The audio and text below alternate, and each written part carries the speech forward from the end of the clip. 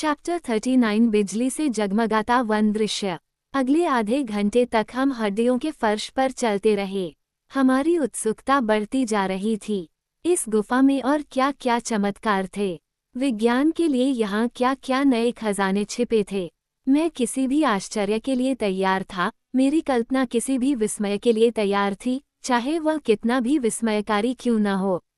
हम बहुत पहले ही हड्डियों की पहाड़ियों के पीछे समुद्र तट को भूल चुके थे। जल्दबाजी में काम करने वाले प्रोफेसर ने अपना रास्ता भूल जाने की परवाह किए बिना मुझे जल्दी से आगे बढ़ाया। हम चुपचाप आगे बढ़े, चमकदार विद्युत द्रव में नहाए हुए। किसी ऐसी घटना से जिसे मैं समझा नहीं सकता, इसने हर वस्तु के सभी पक्षों को समान रूप से प्रकाशित कर दिया। इसकी फैलाव क्षमता ऐसी थी, कोई केंद्रीय बिंदु नहीं था जहां से प्रकाश निकलता था, जिससे छायाएं अब अस्तित्व में नहीं थीं। आप खुद को दोपहर के समय और गर्मियों की चरम सीमा पर एक उष्णकटिबंधीय क्षेत्र में एक ऊर्ध्वाधर सूर्य की किरणों के नीचे सोच सकते थे। कोई भाप दिखाई नहीं दे रही थी। चट्टानें, दूर के पहाड़, दूरी में जंगल के पेड़ों के कुछ अलग थलग समूह, प्रकाश के सार्वभौमिक प्रसार की इन बिल्कुल नई स्थितियों के तहत एक अजीब और अद्भुत रूप प्रस्तुत करते थे। हम हॉफमैन के छायाहीन आदमी की तरह थे। 1 मील चलने के बाद हम एक विशाल जंगल के बाहरी इलाके में पहुंचे, लेकिन ये फफूंदों के उन जंगलों में से एक नहीं था जो पोर्ट ग्रुबेन की सीमा पर थे। यहाँ तृतीयक काल की वनस्पति अपनी पूरी भव्यता में थी। लंबे ताड़ के पेड़, जो अब जीवित नहीं रह गई प्रजातियों से संबंधित हैं, शानदार पामासाइट, देवदार, सरू के पेड़, थुजा, शंकुधारी वृक्षों के प्रतिनिधि, लंबे चढ़ने वाले पौधों के एक उलझे हुए नेटवर्क द्वारा एक साथ जुड़े हुए थे। कायोर हेपेटिकस का एक नर्म कालीन मिट्टी को शानदार ढंग से ढंक रहा था। कुछ चमचमाती धाराएं लगभग खामोशी से बह रही थीं, जो पेड़ों की छाया के नीचे होती, लेकिन वहां कोई छाया नहीं थी। उनके किनारों पर पेड़ फन उगते थे, जैसे कि हम हॉटहाउस में उगाते हैं। लेकिन एक उल्लेखनीय विशेषता ये थी कि उन सभी पेड़ों, झाड़ियों और पौधों में रंग का पूर्ण अभाव था, जो सूरज की जीवनदायी गर्मी और प्रकाश के बिना उग रहे थे। सब कुछ एक समान चांदी के भूरे या हल्के भूरे रंग की आभा में मिला जुला और उलझा हुआ लग रहा था, जैसे कि मुरझाते पत्ते। कहीं भी एक भी हरा पत्ता नहीं था, और फूल, जो तृतीयक काल में प्रचुर मात्रा में थे, जिसने पहली बार फूलों को जन्म दिया था, भूरे कागज के फूलों की तरह लग रहे थे, बिना रंग या गंध के। मेरे चाचा लिडेनब्रोक ने इस विशाल उपवन के नीचे घुसने का साहस किया। मैं बिना किसी डर के उनके पीछे पीछे गया। जब प्रकृति ने यहाँ वनस्पतियों के लिए पोषण प्रदान किया था, तो भयानक स्तनधारी क्यों न हो। मैंने गिरे हुए पेड़ों द्वारा छोड़े गए चौड़े खुले मैदानों में उम्र के साथ सड़ चुके लेग्यूमिनोज पौधे, एसेरनिया, रूबियसी और कई अन्य खाने योग्य झाड़ियां देखीं, जो हर समय जुगाली करने वाले जानवरों को प्रिय होती हैं। फिर मैंने देखा, उलझन में एक दूसरे से मिले हुए, पृथ्वी की सतह पर दूर दूर के देशों के पेड़, ओक और ताड़ एक साथ उग रहे थे। ऑस्ट्रेलिया यूकलिप्टस नॉर्वेजियन पाइन से सटा हुआ था। उत्तर का बच ट्री अपने पत्तों को न्यूजीलैंड के कॉरिस के साथ मिला रहा था। ये स्थलीय वनस्पति विज्ञान के सबसे सरल वर्गीकरणकर्ता को विचलित करने के लिए पर्याप्त था। मैं अचानक रुक गया और चाचा को पीछे खींच लिया। बिखरी हुई रोशनी ने घने और दूर के घने जंगल में सबसे छोटी वस्तु को उजागर कर दिया। मुझे लगा कि मैंने देखा है, नहीं, मैंने अपनी आंखों से पेड़ों के बीच विशालकाय आकृतियां चलती देखीं। वे विशालकाय जानवर थे। ये मैस्टोडॉन का झुंड था, जीवाश्म अवशेष नहीं, बल्कि जीवित और उन हड्डियों से मिलते जुलते थे जिनकी हड्डियां 1801 में ओहियो के दलदलों में पाई गई थीं। मैंने उन विशाल हाथियों को देखा जिनकी लंबी, लचीली सूंडें पेड़ों के नीचे की मिट्टी को सांपों की सेना की तरह उखाड़ रही थीं। मैं उनके लंबे हाथी दांतों की पुरानी सड़ती हुई टहनियों में घुसने की आवाज़ सुन सकता था। शाखाएं टूट गईं, और गाड़ियों के भर भर कर पत्तियां विशाल जानवरों के गुफानुमा गले में चली गईं। तो फिर वो स्वप्न जिसमें मैंने प्रागैतिहासिक दुनिया, तृतीयक और उत्तर तृतीय काल का दर्शन किया था, अब साकार हो गया था। और वहां हम अकेले थे, धरती की गहराई में, उसके जंगली निवासियों की दया पर। मेरे चाचा गहरी और उत्सुक रुचि से देख रहे थे। आगे बढ़ो, उसने मेरी बांह पकड़ते हुए कहा। आगे बढ़ो, आगे बढ़ो। नहीं, मैं नहीं जाऊंगा, मैंने चिल्लाकर कहा। हमारे पास कोई आग्नेयास्त्र नहीं है। इन 4 पैरों वाले विशालकाय जानवरों के झुंड के बीच हम क्या कर सकते हैं? चले जाओ, चाचा आओ। कोई भी इंसान इन राक्षसी जानवरों के क्रोध का सामना करने की हिम्मत नहीं कर सकता। कोई मानव प्राणी नहीं, मेरे चाचा ने धीमी आवाज में उत्तर दिया। तुम गलत हो, एक्सल। देखो, नीचे देखो। मुझे लगता है कि मैं अपने जैसा ही एक जीवित प्राणी देख रहा हूँ। यह एक आदमी है। मैंने अविश्वास से अपना सिर हिलाते हुए देखा, लेकिन हालांकि पहले तो मुझे यकीन नहीं हुआ, लेकिन मुझे अपनी इंद्रियों के प्रमाण के आगे झुकना पड़ा। वास्तव में, 1/4 मील की दूरी पर, एक विशालकाय कौरी के तने से टिककर, एक मानव प्राणी खड़ा था, जो भूमिगत क्षेत्रों का प्रोटियस था, नेपच्यून का एक नया पुत्र, मेस्टोडॉन के इस असंख्य झुंड को देख रहा था। इमेनिस पेकोरिस गस्टोस, इमेनियोर IPS 16। हाँ, सच में, वह अब और भी बड़ा हो गया था। वह अब उसके जैसा जीवाश्म प्राणी नहीं था, जिसके सूखे अवशेष हम आसानी से हड्डियों के क्षेत्र में उठा लेते थे। वह एक विशालकाय प्राणी था, जो उन राक्षसों को नियंत्रित करने में सक्षम था। कद में वह कम से कम 12 फीट ऊंचा था। उसका सिर, भैंस के सिर जितना विशाल और बेडौल, उसके अस्त व्यस्त बालों की घनी और उलझी हुई वृद्धि में आधा छिपा हुआ था। यह आदिम हाथी के अयाल जैसा था। अपने हाथ में वह आसानी से एक विशाल शाखा को थामे हुए था, जो कि इस प्राचीन काल के चरवाहे के योग्य एक छड़ी थी। हम अचंभे से डरे हुए और अवाक खड़े थे, लेकिन हो सकता है कि वह हमें देख ले। हमें उड़ना ही होगा। आइए, जरूर आइए, मैंने अपने चाचा से कहा, जिन्होंने एक बार तो खुद को राजी होने दिया।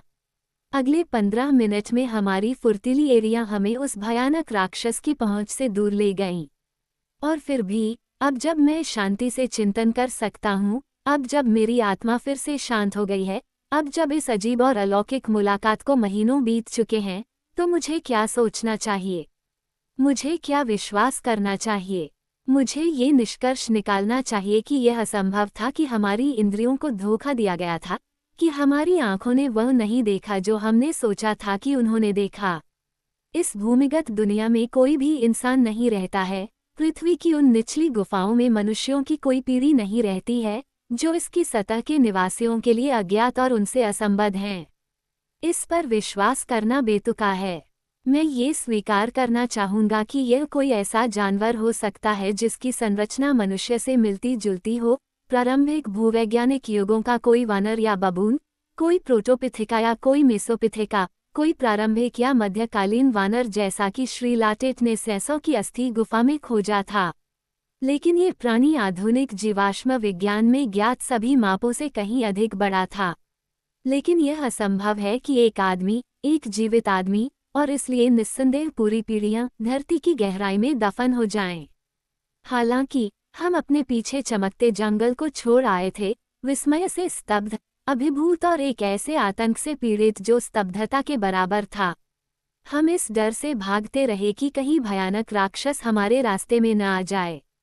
यह एक उड़ान थी, एक गिरावट थी, उस भयावह खींचतान की तरह जो दुर्स्वप्न के लिए विशिष्ट है।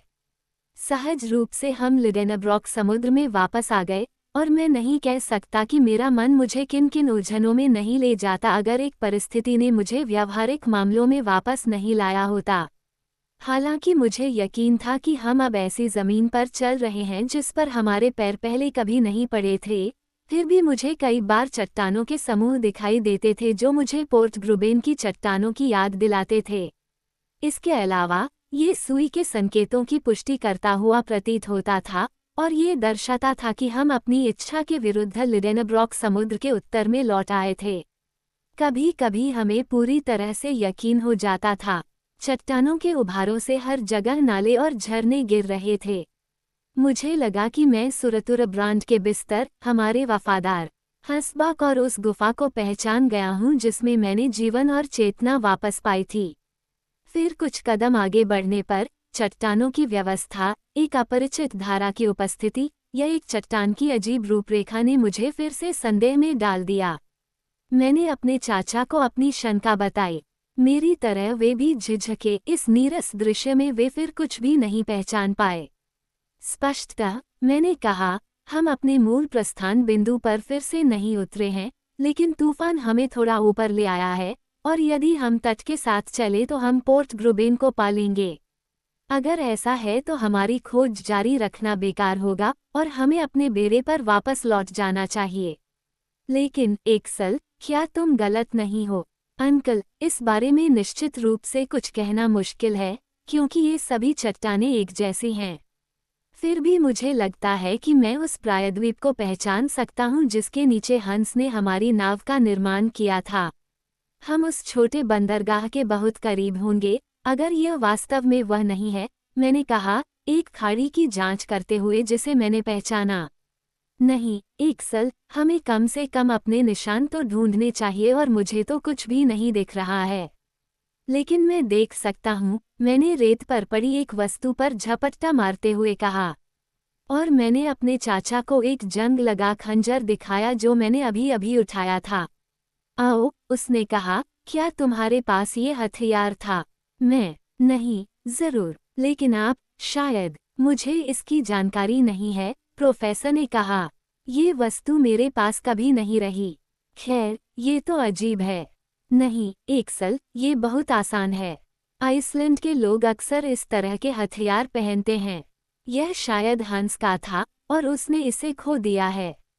मैंने अपना सिर हिलाया। हंस के पास ऐसी कोई वस्तु पहले कभी नहीं थी। क्या ये किसी पूर्व आदम योद्धा का नहीं था?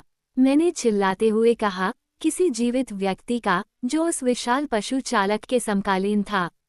लेकिन नहीं, ये पाषाण युग का अवशेष नहीं है। ये लौह युग का भी नहीं है। ये ब्लेड स्टील का है।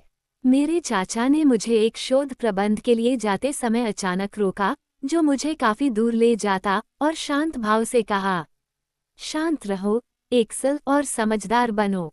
ये खंजर 16वीं सदी का है। यह एक खंजर है जिसे सज्जन लोग अपनी बैल्ट में रखकर मृत्युदंड देते थे। इसका मूल स्पेनिश है। ये कभी भी तुम्हारा, मेरा या शिकारी का नहीं था। नहीं, यह उन मनुष्यों में से किसी का था जो इस आंतरिक दुनिया में रहते हैं या नहीं। देखो, ये कभी भी मनुष्यों का गला काटने से इस तरह से दांतेदार नहीं हुआ। इसके ब्लेड पर न तो एक दिन, नहीं 1 साल या 100 साल पुराना जंग लगा है। प्रोफेसर अपनी आदत के अनुसार उत्तेजित हो रहे थे और अपनी कल्पना को अपने साथ उड़ने दे रहे थे। एक्सल, हम महान खोज की ओर बढ़ रहे हैं। ये ब्लेड 1 से 300 साल तक समुद्र तट पर पड़ा रहा और इस भूमिगत समुद्र के किनारे की चट्टानों पर इसकी धार कुंद हो गई है। लेकिन यह अकेला नहीं आया है। इसने अपना आकार नहीं बदला है। हमसे पहले भी कोई यहाँ आ चुका है। हाँ, एक आदमी ने किया है। और वह आदमी कौन था? एक आदमी जिसने उस खंजर से कहीं अपना नाम उकेरा है। वह आदमी एक बार फिर पृथ्वी के केंद्र तक जाने का रास्ता चिन्हित करना चाहता था। चलो चारों ओर देखें, चारों ओर देखें। और आश्चर्यजनक रूप से दिलचस्पी लेते हुए हमने ऊंची दीवार के साथ साथ हर उस दरार में झांक कर देखा जो एक गैलरी में खुल सकती थी। और इस तरह हम एक ऐसी जगह पर पहुंचे जहां किनारा बहुत संकरा था। यहाँ समुद्र खड़ी चट्टान के तल को छूता हुआ आया था, जिससे एक रास्ता बना जो 2 गज से ज्यादा चौड़ा नहीं था। 2 उभरी हुई चट्टानों के बीच एक अंधेरी सुरंग का मुहाना दिखाई दे रहा था। वहाँ एक ग्रेनाइट स्लैब पर 2 रहस्यमय उत्कीर्ण अक्षर दिखाई दिए, जो समय के साथ आधे घिस गए थे। वे साहसी और साहसी यात्री के नाम के पहले अक्षर थे, जैसा कि मेरे चाचा चिल्लाए। अर्ने सक्नुसेम, अर्ने सक्नुसेम हर जगह।